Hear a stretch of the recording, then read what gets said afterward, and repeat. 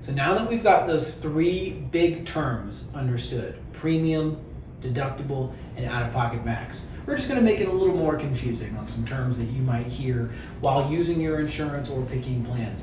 And that is copay and co-insurance.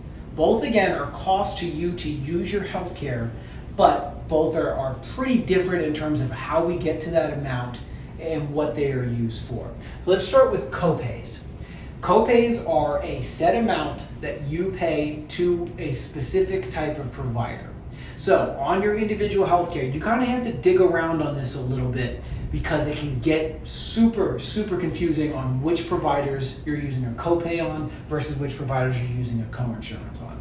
A copay is a set dollar amount. You might see it be 10, 15, 25, 50. It's a set amount that you use for specific providers. So you can look on your healthcare plan, and if it says general practitioner or doctor visit, $25 copay, that means you're not paying toward that deductible amount. You are just paying $25, and it's always $25.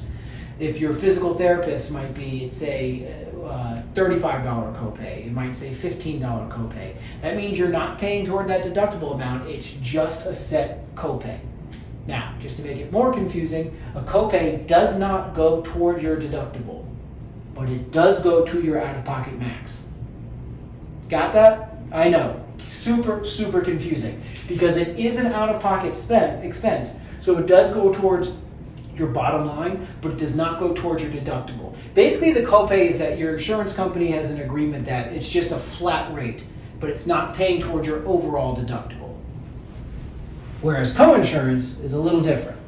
Co-insurance is off of your deductible. When we talked about your deductible having to pay a certain amount of money before your insurance kicks in, once you hit your deductible, you still owe some money, but it's going to be a percent of what you would be paying, and that is what co-insurance is. So you might see a deductible that's X amount of dollars and then 20% co-insurance.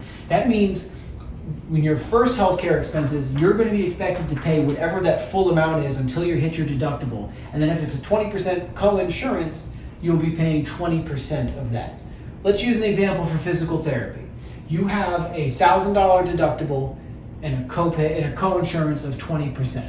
That would mean if you're going to PT, you have to go to enough visits to where you have out-of-pocket paid $1,000. After you've used up $1,000, a 20% co-insurance kicks in. So instead of paying that full amount that the PT place charges, you're only paying 20% of that amount. So for example, let's say you're paying $60 a visit towards your deductible. You hit your deductible after X amount of visits. Now it's only going to cost you $12 if you have a 12 or 20% co-insurance. So rather than paying the full 60, once you hit the deductible, the co-insurance kicks in. You're just paying whatever percent that might be. Versus, on a different plan, PT might be a copay. So it would say you have to pay $25 per visit no matter what. And again, that amount is unless you hit your out-of-pocket max. I know, again, confusing. But it all kind of comes together.